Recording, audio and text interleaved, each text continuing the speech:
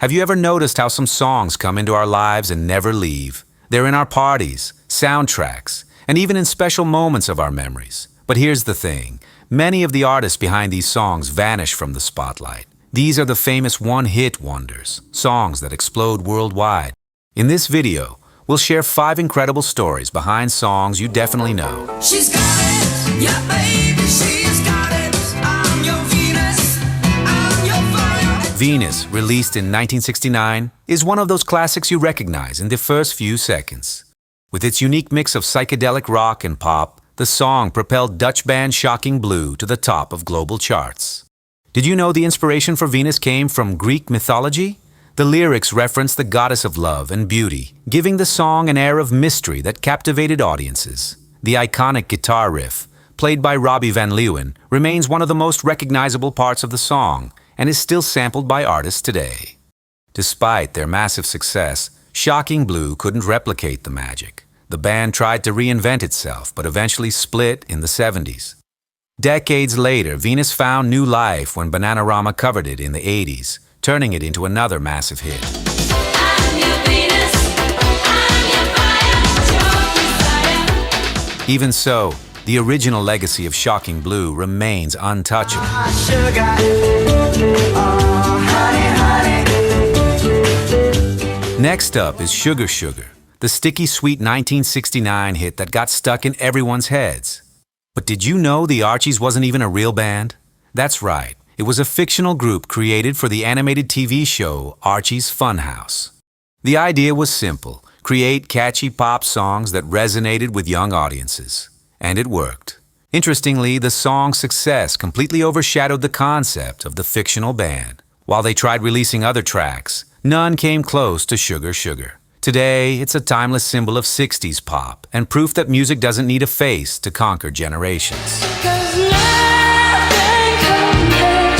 nothing compares. This 1990 classic was written by none other than Prince and performed by the incredible and unforgettable Sinead O'Connor.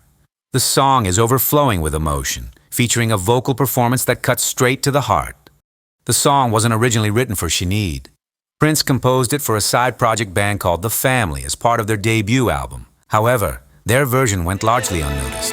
No, nothing compares to you. Prince wrote the song during a period of personal grief as a tribute to his friend Sandy Scipione, who had just lost her father.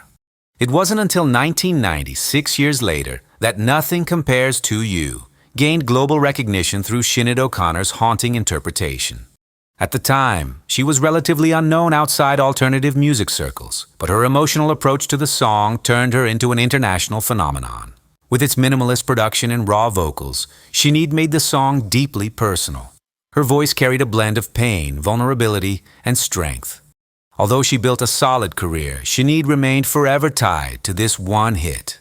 Tragically, the success also brought challenges. Known for her political activism and controversial stances, she faced intense media scrutiny, which deeply affected her mental health and career.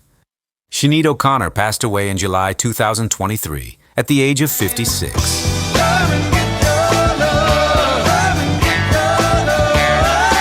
If you've heard Come and Get Your Love in Guardians of the Galaxy, you know how infectious it is.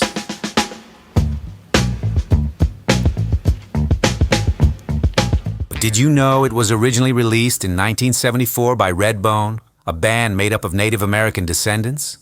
The name Redbone is a nod to the members' mixed European and Native American heritage, which they aim to highlight in their music. Come and Get Your Love was one of the first major hits written and performed by Native American artists, breaking barriers in the music industry. The song was a massive success, reaching the top 5 on the US charts.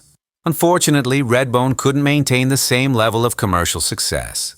Decades later, its inclusion in Guardians of the Galaxy brought Redbone back into the spotlight, proving that some hits never die. They just wait for the right moment to be reborn. This is the day your life will surely change.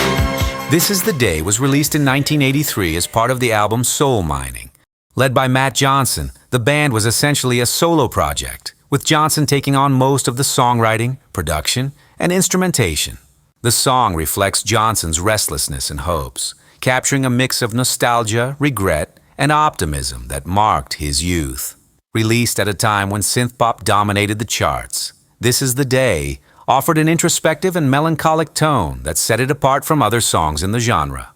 The song blends elements of synthpop and new wave, featuring striking keyboard arrangements, an engaging bass line, and the unexpected use of an accordion. Played by a session musician named Steve O'Pierce, the accordion adds a distinctive, almost cinematic touch to the track.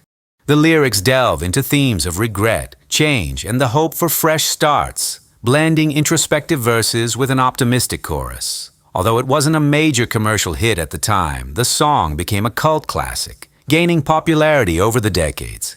While often considered a one-hit wonder, the band continued to release critically acclaimed albums. However, this song remains Matt Johnson's most recognized work, showcasing his ability to turn complex emotions into impactful music. Unlike many other hits of the 1980s, This Is the Day doesn't aim to be grandiose or over the top. It's a subtle yet powerful song. Whether you're young or old, optimistic or nostalgic, there's always something in This Is the Day that will resonate with you. In the summertime, when the weather is high, you can stretch right up. As a bonus, we couldn't leave out In the Summertime, the ultimate feel-good summer anthem from 1970.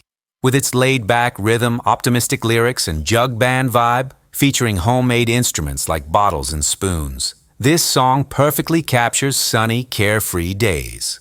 The song was recorded in less than 2 hours, on an extremely tight budget. Despite that, it sold over 30 million copies, becoming one of the best-selling singles of all time. Led by Ray Dorset, Mungo Jerry struggled to replicate the song's success. While they released other albums and tracks, none came close to In the Summertime's impact. Even so, it remains a staple in commercials, movies, and parties, ensuring the band's name lives on. Sing along with us. Now we want to hear from you. Which of these songs left a mark on your life? Or is there another one-hit wonder you think should have made the list? Drop your comments below, and don't forget to like, share, and subscribe for more incredible music stories. See you next time.